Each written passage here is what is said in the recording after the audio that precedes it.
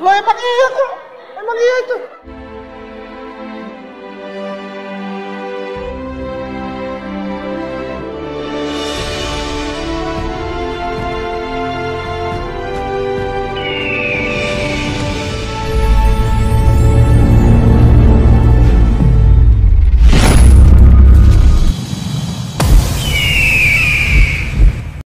Shalom, salam sejahtera dalam kasih Tuhan Yesus Kristus. Kembali berjumpa dengan saya di dalam kajian Suara Kebenaran.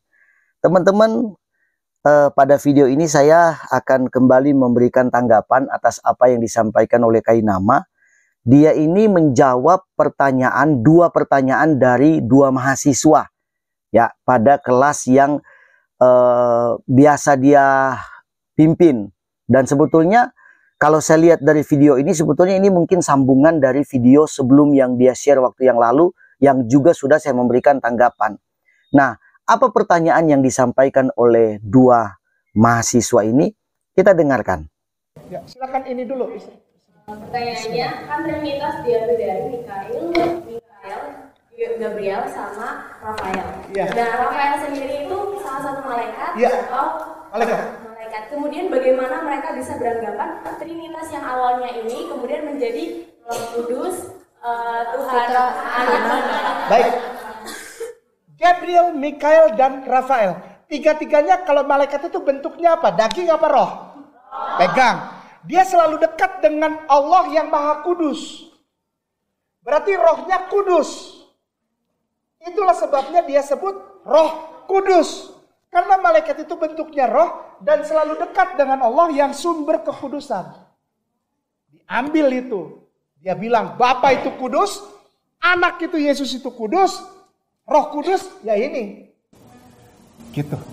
Sangat terlihat kualitas jawaban dari Kainama ini tidak ada dan sangat-sangat ngawur. Perhatikan teman-teman. Poin yang pertama adalah pertanyaan dari mahasiswi ini. Trinitas itu diambil dari 3 malaikat. Pertanyaan ini ditanyakan oleh mahasiswa ini karena ini disampaikan oleh Kainama kepada mereka bahwa sebenarnya orang Kristen mengambil Trinitas itu dari 3 malaikat itu. Mikael, Gabriel, dan Rafael. Sehingga dia bertanya, 3 malaikat ini diambil, Trinitas diambil dari 3 malaikat. Kedua, dia berkata begini, bagaimana mungkin orang Kristen itu mengambil Trinitas itu dari 3 malaikat ini lalu menjadikan Allah Roh Kudus, Allah Anak, dan Allah Bapa, kata perempuan ini. Bagaimana mungkin? Lalu masuklah pada metode penjelasan yang disampaikan Kainama. Kainama mengatakan, begini jawaban dia ya, ini lulusan Haifa. Dia mengatakan, malaikat itu punya tubuh atau tidak? Tidak ada. Berarti tidak berdaging gitu ya. Dia makhluk roh. Malaikat itu yang sebagai makhluk roh tinggal dengan Allah yang Maha Kudus. Perhatikan, tinggal dengan Allah yang Maha Kudus, maka dia menjadi kudus. Sehingga malaikat yang makhluk roh tinggal dengan Allah yang kudus menjadi kudus, maka dia adalah Roh Kudus. Maka dia menjadi Roh Kudus. Sehingga kata Kainama, hal inilah yang dicaplok oleh orang Kristen menjadikan Allah Bapa, Allah Anak, Allah Roh yang kudus, 3 pribadi yang kudus ini menjadikan mereka kudus dari malaikat roh yang kudus. Allah itu pencipta, menciptakan malaikat, dia yang kudus. Allah Bapa, Allah Anak, dan Allah Roh Kudus. Satu hakikat di dalam 3 pribadi yang berbeda yang menciptakan alam semesta dan menciptakan malaikat. Dia lebih tinggi daripada malaikat. Bagaimana mungkin kami mengambil 3 malaikat ini kemudian menjadikan mereka Tritunggal? Tidak ada Tritunggal, yang ada itu 3 malaikat. Karena mereka makhluk roh yang kudus, Roh Kudus. Lalu dia sudah tidak mampu lagi dia menjelaskan sampai di situ. Saya melihat kayak ada kebingungan dari teman-teman ini mendengarkan jawaban dari Kainama ini. Jadi yang dilakukan oleh Kainama adalah logika. Logikanya dia. Dia beranalogi di situ. Dia mencoba untuk berpikir bahwa oh, malaikat itu kan makhluk kudus, tidak punya daging, dia roh. Nah, dia jadi Roh Kudus. Sehingga dia mengatakan, ya inilah yang diambil oleh orang Kristen katanya.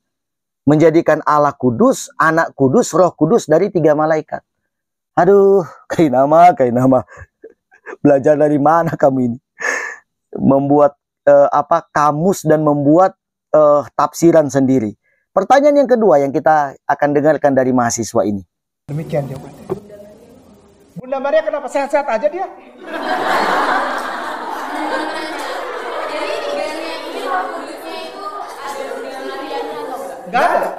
Gak ada. Bunda Maria dari mana lagi itu? Gitu kan pertanyaannya.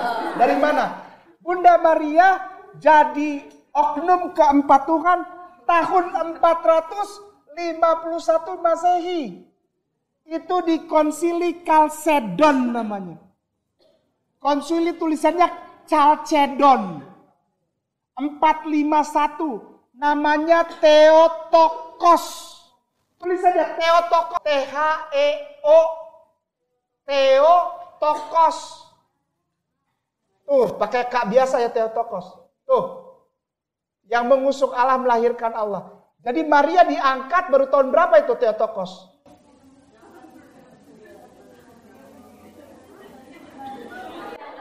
Tuh, Konsili Efesus 431 tuh. Ya. Dari mana datangnya? Dari situ. Sebelumnya dia ibundanya Tuhan enggak? Enggak. Yesus itu sebelumnya Tuhan enggak? Enggak. Kumpul-kumpul Isa ngobrol ngopi-ngopi. Loh emang iya kok. Emang iya itu. Konsili Efesus tuh 431 Masehi.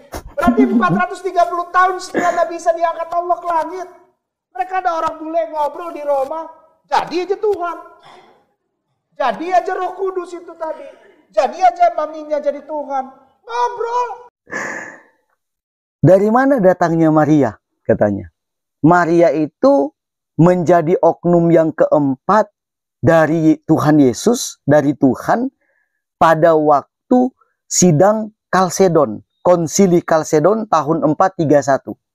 Ditetapkanlah dia di situ menjadi oknum yang keempat dari Tuhan.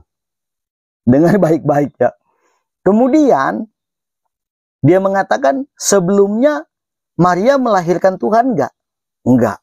Sebelumnya Tuhan itu ada enggak? Enggak.